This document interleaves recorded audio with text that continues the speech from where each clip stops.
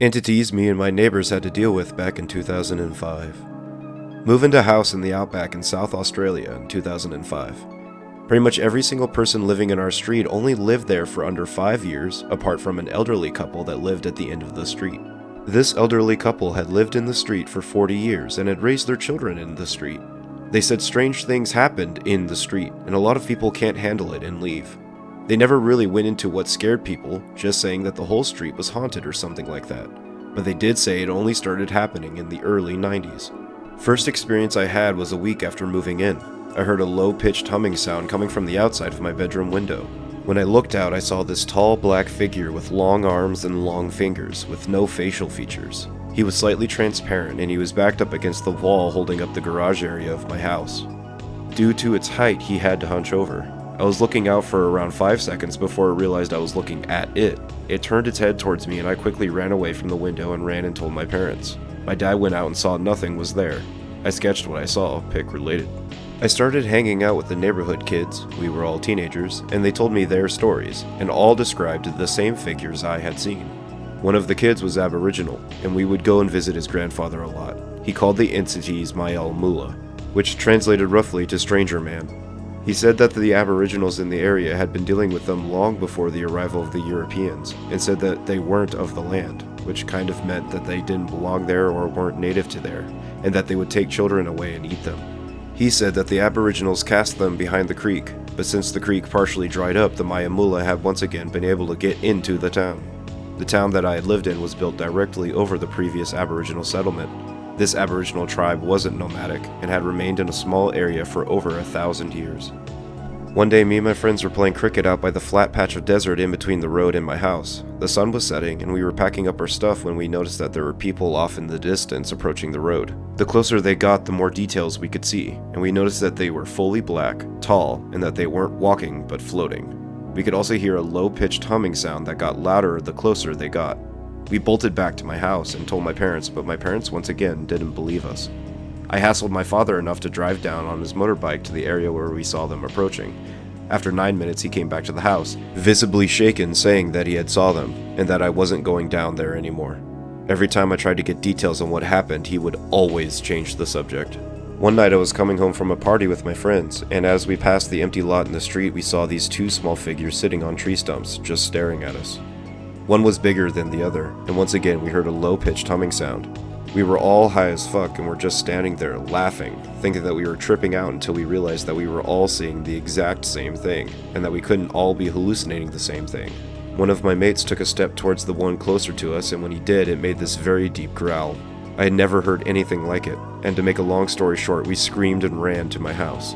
I'm mentioning this because unlike the tall figures I had seen, and I'd seen a lot of them at night, these things were completely physical and not transparent. They were shaped like babies but didn't have a neck. Now this is where shit heats up. There used to be a group of kids that would take their dirt bikes beyond the creek and would go riding way out in the desert. One day they didn't come home and everyone assumed that they had just gotten lost. They were found a week later, all 5 of them. They were alive, with no food and no water out in the Australian outback for a week. What scared me was what one of the kids' younger brother told me. He said that his brother had said that they saw a light out in the desert and that they felt compelled to follow it. He said he felt like he was in a trance, and that they didn't stop following this light for the entire week they were out in the outback. He said no matter how far they kept traveling, they didn't seem to get anywhere close to it. He said if the farmer that had found them hadn't have found them, that they never would have stopped following the light, and eventually would have died. Anyway, getting to the final part of the story. So my mother had gotten sick of me being scared all the time, and called her sister who lived in Adelaide to come visit. She's a psychic or something. So she comes down, and the moment she pulls up, she tells us not to tell her anything about what we've seen, and that she's going to wander around the street for a while and come back and tell us what she saw. When she came back, she was visibly shaken, and she told me there were things unlike anything she had ever experienced, and that she had also run into the spirit of an old Aboriginal woman. The woman told her that her tribe were a split-off group from the Tharawal, and that they came to the area that would become the town I lived in to escape the Mayal Mula, and that the Mayal Mula followed them. The woman then showed her horrific images of these things slaughtering Aboriginal children and eating them through a small slit in their mouth. The woman then told her that she drowned herself in the creek so that she would act as a spiritual barrier to keep the Mayal Mula out. She said this worked until a pyramid-shaped pathway was built facing the way the Mayal Mula had come from. This allowed them to come in once again, not the fact that the creek had dried up. The Aboriginal woman led my auntie down the path to show her something even more terrifying. After eating the small children, they would rebirth these kids to be their minions or some shit. My auntie said that these beings are completely physical and live out in the desert and sometimes come into town for food. She said these things are harmless and that they mainly just keep an eye on people for the Maya Mula.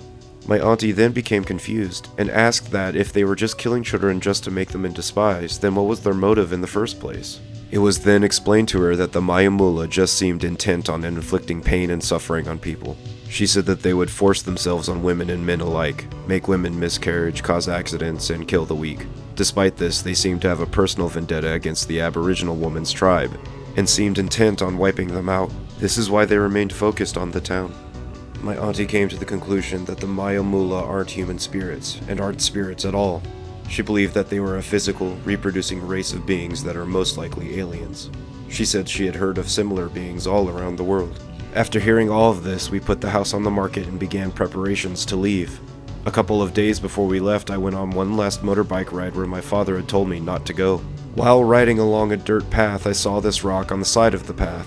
It was weird because it looked like it was smoothed down a bit and it had some markings on it. I don't know if it's related at all to what's been happening. I personally think it's someone playing a joke because none of the engravings on it are Aboriginal, and the engravings on it are all over the place. Anyways, I took it with me when we moved. Pic related. So yeah, this is my experience with the paranormal. Thought I'd share it with you all, and it'd be great if someone else had an experience like this that they could share. Rock with the engravings outlined.